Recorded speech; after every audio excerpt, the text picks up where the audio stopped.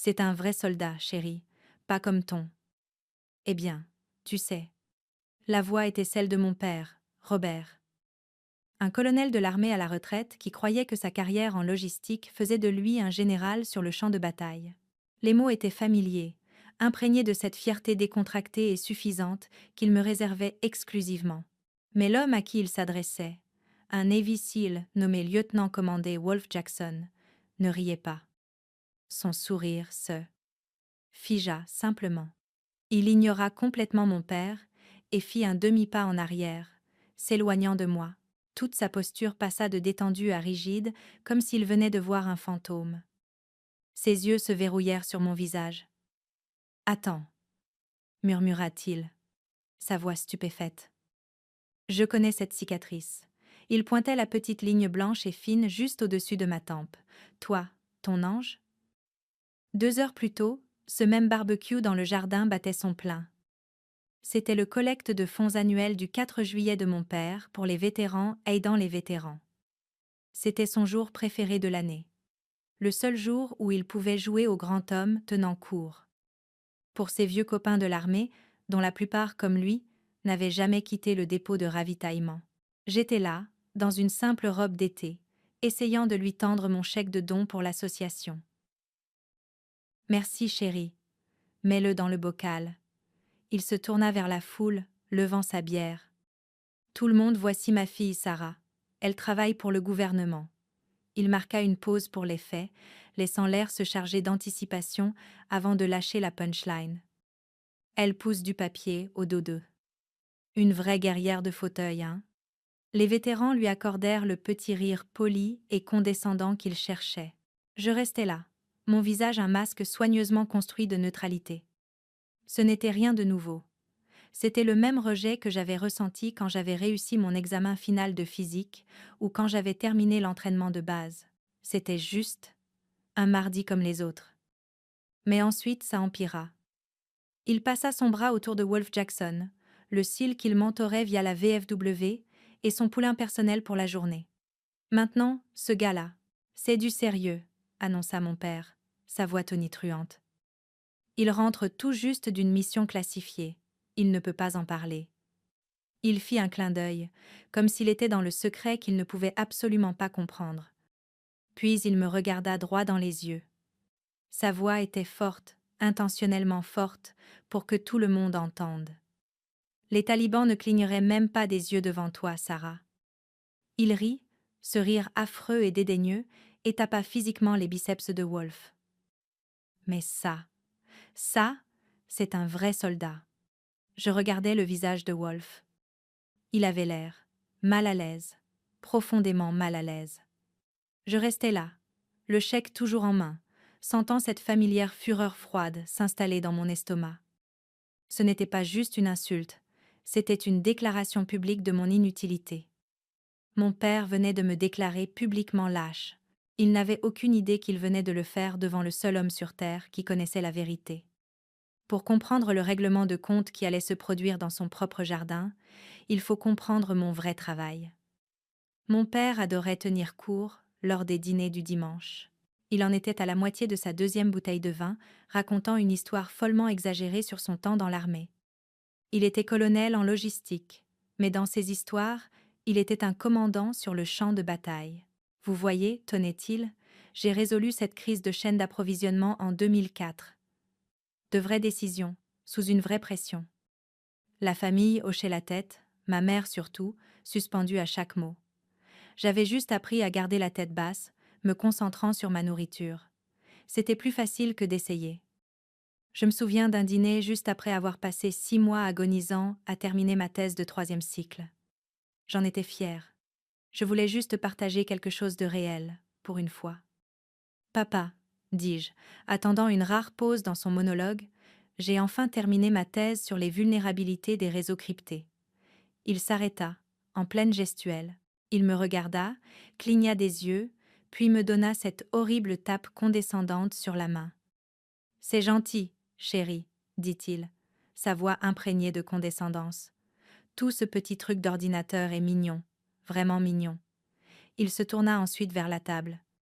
Mais dans le monde réel, dit-il, se désignant lui-même. Il faut prendre de vraies décisions. Ça, c'était mon étiquette. Mignon.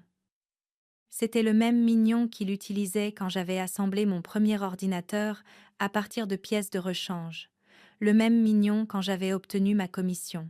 Plus tard ce soir-là, ma mère, Hélène, une femme qui croyait que la paix familiale était plus importante que l'équité de quiconque, me trouva dans la cuisine. « Tu sais comment est ton père » murmura-t-elle, comme s'il était une force de la nature qu'il fallait juste endurer. Il souhaiterait juste que tu aies un emploi plus simple, quelque chose dont on pourrait se vanter. Je hochai juste la tête, la familière froideur s'installant. Que dire? Se vanter signifiait un mariage, un diplôme de droit ou une grande promotion évidente. Ça ne signifiait pas mes succès discrets et classifiés. Toute ma vie, toute ma carrière était quelque chose à cacher, à excuser. J'étais la décevante employée administrative dans une famille qui vénérait une image fausse et creuse d'un guerrier. Une vie que je ne pouvais même pas suggérer. Mon monde réel n'était pas un cubicule au déodé. Mon monde réel était une pièce stérile, sombre, sans fenêtre appelée SIF. Une installation d'information compartimentée sensible. Quand j'allais au travail, je ne mettais pas un blazer. Je mettais une combinaison de vol. J'étais la capitaine Sarah Jensen, United States Air Force. Une coordinatrice ISR d'élite. Mon indicatif d'appel était Angel. Mon monde était une batterie d'une douzaine d'écrans. Mon visage illuminé seulement par la lueur verte froide et thermique d'un flux de drones Reaper venant de l'autre bout du monde. Ma voix, calme et stable, était la seule chose reliant une douzaine d'hommes au sol à l'œil impassible que je contrôlais. Je vivais sur l'adrénaline de vraies décisions de vie ou de mort. Je me souviens d'une nuit. Une mauvaise nuit. Dis-je, ma voix basse et égale dans le casque. J'ai un œil impassible sur votre HVT. Soyez avertis que je marque une signature thermique secondaire. 6, non, 8. Hommes en âge militaire. 200 mètres être. Votre quadrant sud-est. Le chef d'équipe au sol. Wolf déplaçait ses hommes droits vers ça. C'est une zone de mort, Odin. J'intervins, ma voix plus tranchante. Je répète, armes serrées. Il argumentait, disant que son renseignement était bon, que le bâtiment était clair. Mais mon instinct, mon entraînement, hurlait. J'appelle l'audible, déclarai-je, ma voix ne laissant aucune place à l'argument. Je vous redirige vers le point d'extraction Bravo. Bougez. Maintenant. Le lendemain, j'étais dans l'AR, le rapport après action. Mon CO, le général Hale, un homme buriné et sans fioriture qui voyait la compétence et non le genre, examinait les données. Il ne souriait pas, ce n'était pas un homme qui souriait, mais il me regarda avec un profond silence. Un respect que je n'avais jamais, pas une seule fois dans toute ma vie, vu dans les yeux de mon propre père. Ton appel a sauvé toute cette équipe SEAL, capitaine, dit-il, sa voix un grondement bas. Il marchait droit dans un hachoir à viande. Le chef d'équipe d'Odin 3, un lieutenant-commandeur nommé Jackson, il te doit sa vie. Il vous doit à tout leur vie. J'étais assise à ces dîners familiaux, écoutant mon père se vanter de rediriger des pièces de chariots élévateurs, et tout ce que je pouvais voir était cette séquence thermique. Je voyais la zone de mort dans laquelle il n'était pas entré. J'entendais la respiration de Wolf dans mon casque, hachée par la peur puis tranchante par le soulagement. Mon père était désespéré d'être proche de la pointe de la lance. Il n'avait aucune idée que sa propre fille était la lance. J'avais protégé son ego fragile toute ma carrière. À ce barbecue, debout dans les cendres de ma propre humiliation, je décidai que j'en avais fini. Je restais juste là. Le rire des amis de mon père. Ce son humide et poli me semblait s'infiltrer dans ma peau. Mes clés de voiture étaient déjà en main. Ma première pensée, ma seule pensée, était de fuir. Juste, dégager. Le laisser avoir son petit royaume fantaisiste dans le jardin. C'est ce que je faisais toujours. Je disparaissais juste dans ma vraie vie. Celle où je n'étais pas une punchline, et je le laissais jouer au grand homme. C'était plus facile. C'était toujours plus facile. Je me tournais même pour partir. J'étais à mi-chemin de la porte quand je vis le visage de Wolf. Il ne riait pas. Il ne regardait pas mon père avec admiration. Il me fixait, pas avec pitié.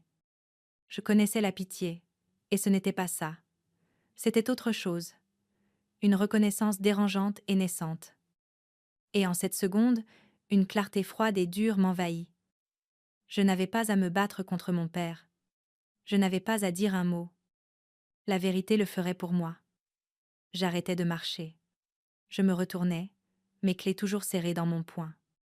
Mon père, me voyant revenir, l'interpréta complètement à l'envers. « Ah, tu as décidé de rester, chérie ?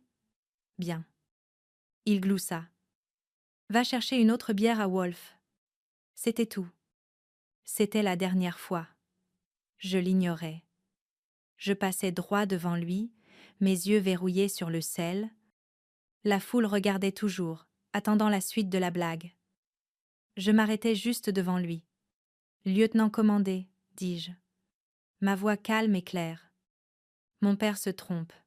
Je ne suis pas dans l'admin. Je laissai le silence planer un instant.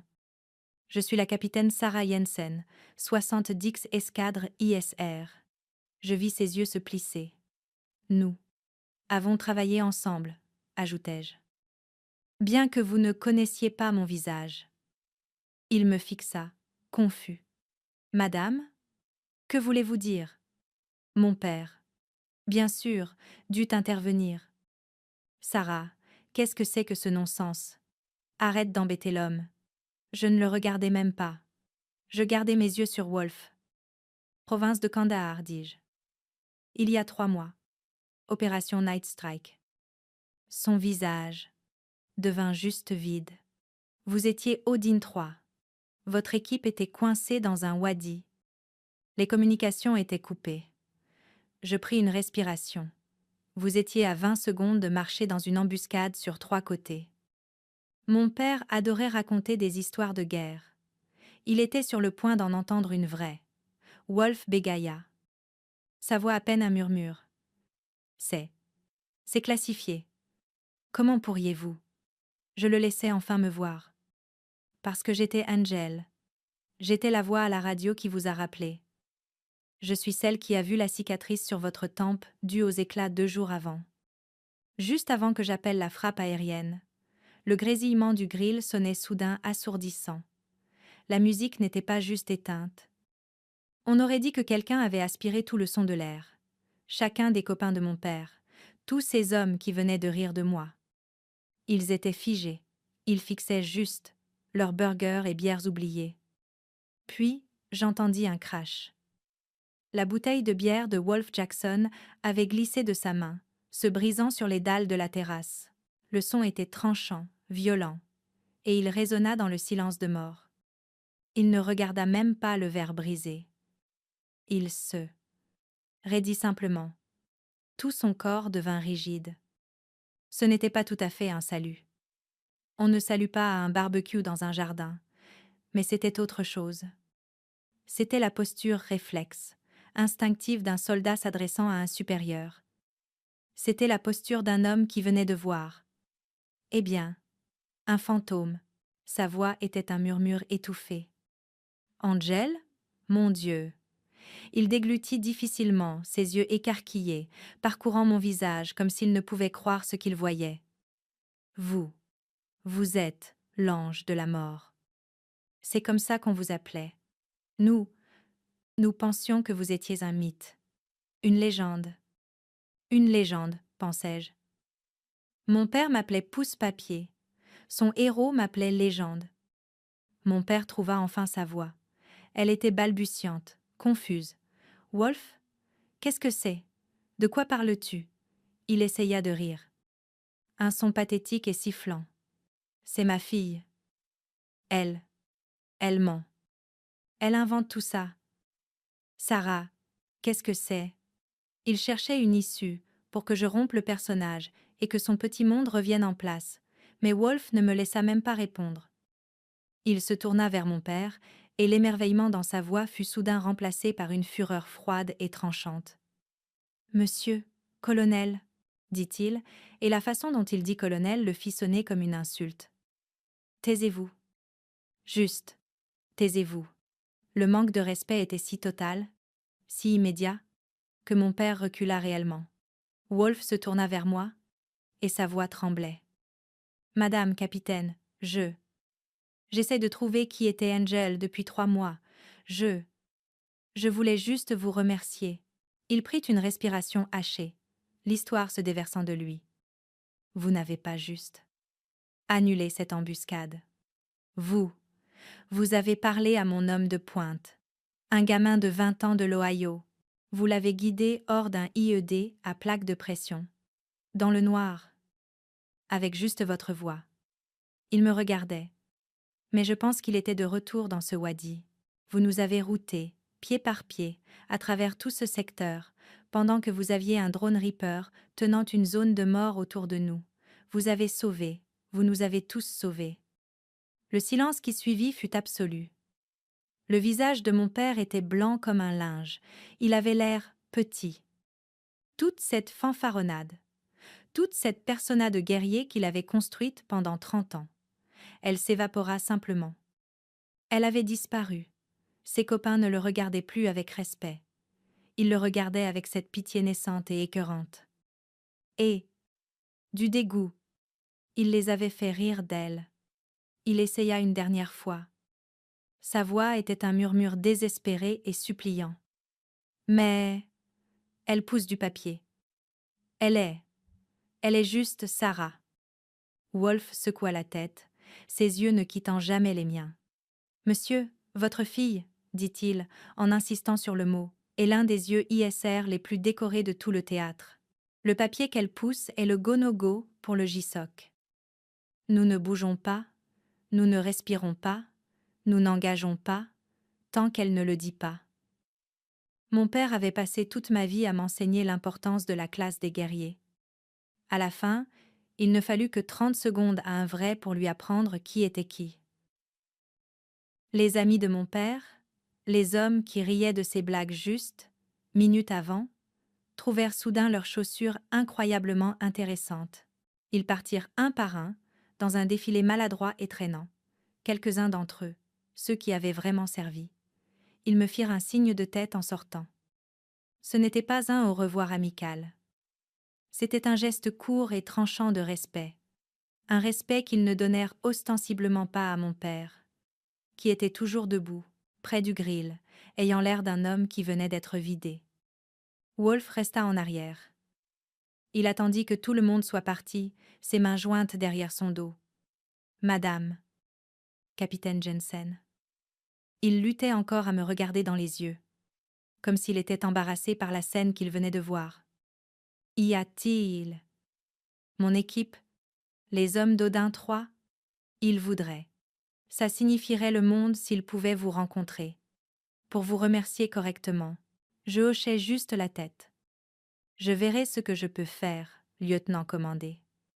Je vérifierai mon emploi du temps. C'était une simple courtoisie professionnelle.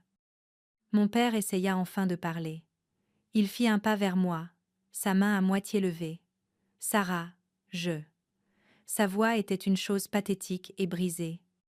Je ne le laissais pas finir. Je n'avais pas besoin d'entendre l'excuse. Je n'avais pas besoin d'entendre quoi que ce soit de lui. Je le regardais juste, mon visage calme, vide de toute la colère que j'avais ressentie avant. Elle avait juste disparu. Je dois y aller, dis-je, ma voix plate. J'ai un briefing. Et je me tournai et partis. Je ne regardais pas en arrière pour le voir debout là, seul dans son jardin, avec une bouteille brisée à ses pieds. 1 an plus tard. Je n'étais plus la capitaine Jensen. J'étais la major Jensen. J'étais en tenue de cérémonie, mon nouveau grade luisant sur mes épaules, et je dirigeais. Le rapport après action pour une opération majeure que j'avais personnellement supervisée. La salle était pleine. Au premier rang, écoutant avec une attention soutenue, était assis le général Hale. À côté de lui était assis Wolf Jackson, et à côté de lui, les 6 membres survivants de son équipe SEAL, les hommes d'Odin 3. Ils étaient venus juste pour être là. C'était ma nouvelle famille.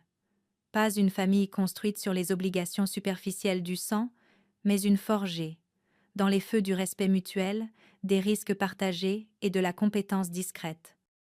Je regardais leur visage. Sérieux, concentrés, respectueux. Ils m'écoutaient. Ils attendaient ma parole. Il s'avère qu'un héritage n'est pas quelque chose qu'on hérite. C'est quelque chose qu'on construit en silence, dans le noir. J'avais passé toute ma vie à essayer de mendier une place à la table de mon père. J'ai enfin réalisé que je devais construire la mienne. Quelques semaines après ce briefing, j'étais dans mon nouveau bureau. Il était 2 fois plus grand que l'ancien, avec mon nom et mon grade sur la porte. Sur mon bureau, à côté d'une pile de rapports classifiés, il y avait une enveloppe. C'était du papier à lettres bon marché, civil, et l'adresse était de l'écriture tremblante et familière de mon père. Je la fixais longtemps. Pendant 20 ans, une lettre comme ça, une excuse, une reconnaissance, était la seule chose au monde que je voulais.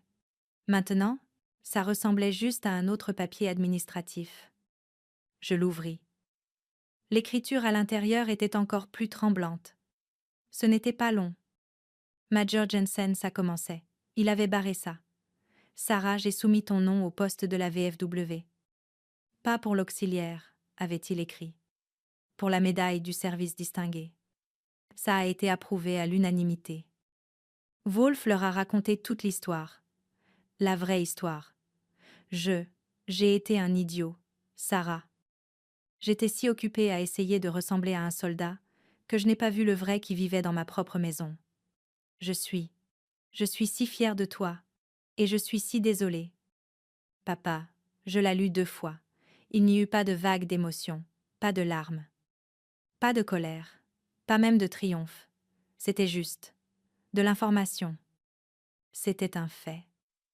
Un bout en suspens enfin noué. Je pensais à toutes les années où j'aurais pleuré. Toutes les années où j'aurais donné n'importe quoi pour ce paragraphe. Maintenant, ça faisait juste silence.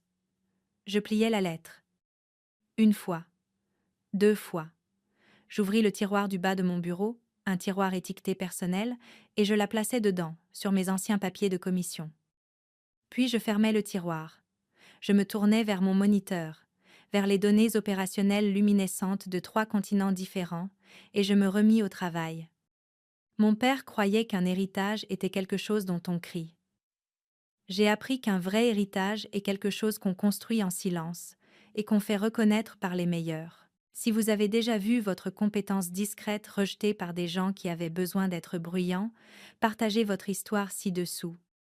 Dans cette communauté, votre expertise est toujours reconnue.